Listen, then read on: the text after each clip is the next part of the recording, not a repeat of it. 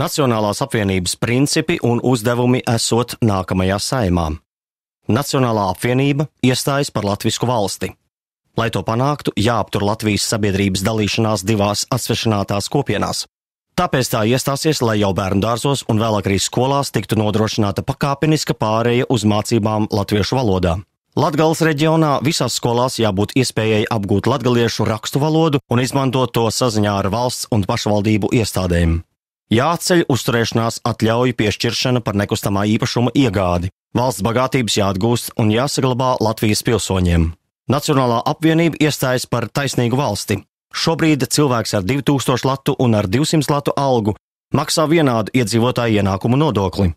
Nacionālā apvienība iestājas par progresīvo iedzīvotāju ienākumu nodokli, kas nozīmē, ka nākotnē tie, kas saņem 200 latu, maksās mazāku nodokli, bet lielo algu īpašniekiem nodoklis saglabāsies pašreizējā apmērā. Tā tiks panākts, ka darba devēji izkļūs no neērtās pelēkās ekonomikas zonas, atsakoties no algu maksāšanas aploksnēs. Īpaši izceļams uzdevums ir demografiskā stāvokļa uzlabošana.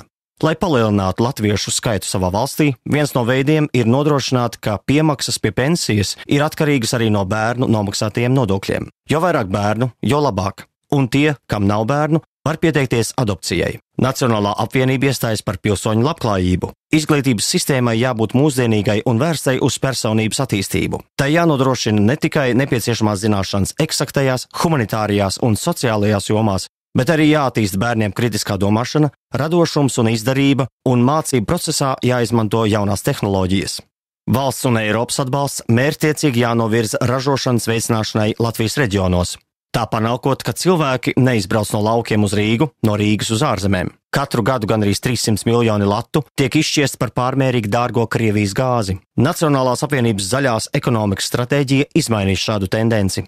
Izmantojot Latvijas zaļās enerģijas, energoefektivitātes, lauku un mežu milzīgo potenciālu, tiks radītas tūkstošiem darba vietas un jauni ieņēmumi iedzīvotājiem, uzņēmējiem un valstī.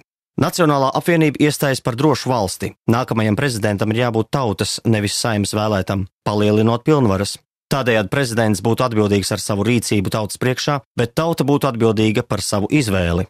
Lai Latvija nepieciešamības gadījumā varētu sevi aizstāvēt, Nacionālā apvienība atbalsta jaunsargu organizācijas un zemesardzes stiprināšanu. Viena no būtiskākajām būs cīņa par naudas varas un ārvalstu iespaidu mazināšanu Latvijas politikā. Latvijas saimniekiem jābūt latviešiem, nevis citu valstu vai negodīgu biznesmeņu marionetēm. Tāpēc Nacionālā apvienība vēlas pēc iespējas samazināt partiju priekšvēlēšanu tēriņu griestus un atbalstīt vietējos plašsaziņas līdzekļus, lai pārtrauktu to atkarību no politiķu ietekmes. Tāpēc es balsošu par Nacionālo apvienību visu Latvijai, Tēvzemei un brīvībai LNNK.